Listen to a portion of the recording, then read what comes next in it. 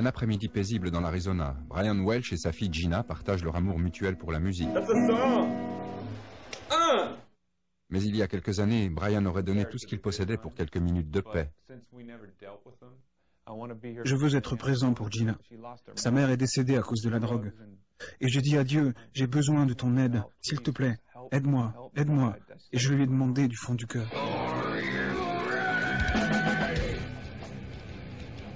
Brian est connu dans le monde entier par ses amis et par ses fans pour être le cofondateur et guitariste du groupe Korn.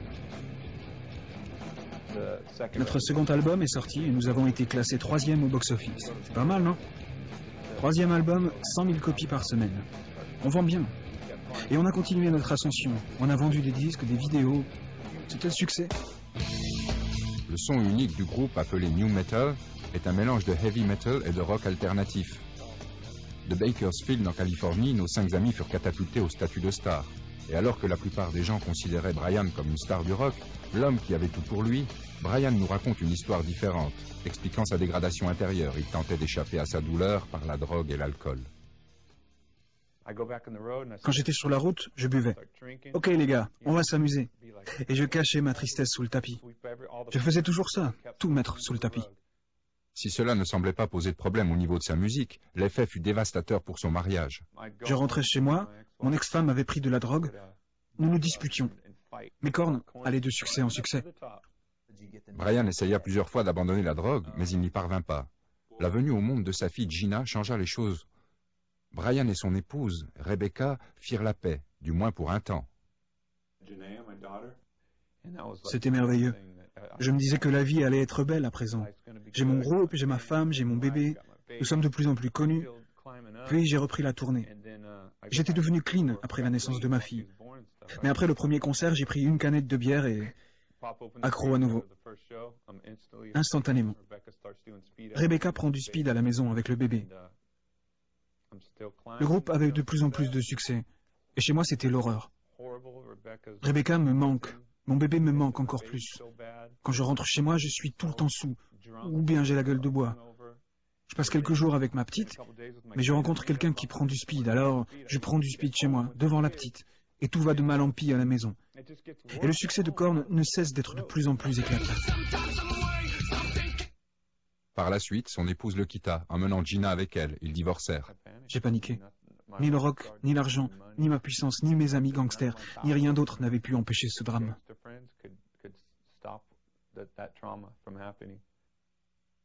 Brian finit par gagner la garde de Gina, mais dans son cœur se jouait une lutte sans merci.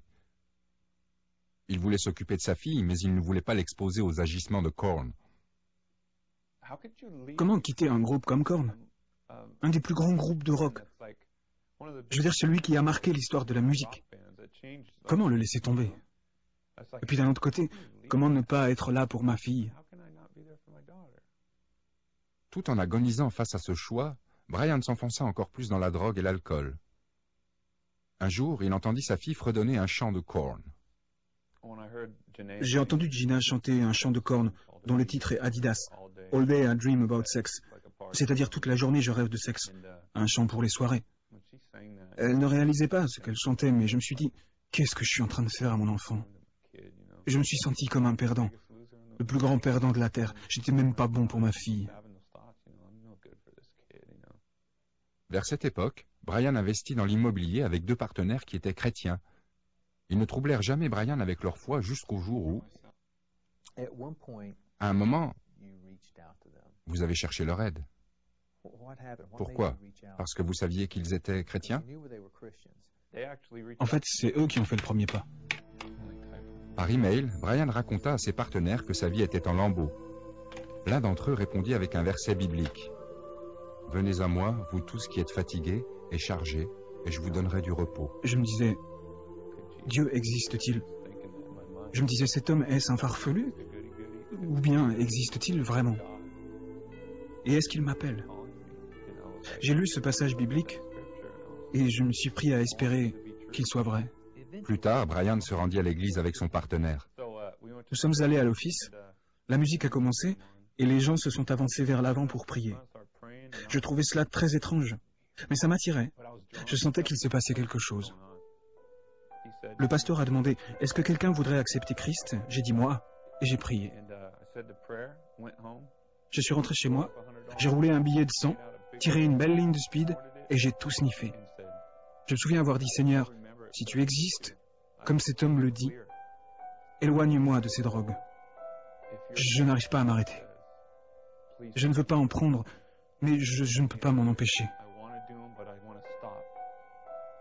Pendant une semaine, Brian prit du speed et lut la Bible en quête de réponse. Et un jour, j'ai ressenti une présence remplie de paix. Je me suis mis à trembler un peu. J'ai eu la chair de poule. Et j'ai ressenti qu'on me disait « Je t'aime ».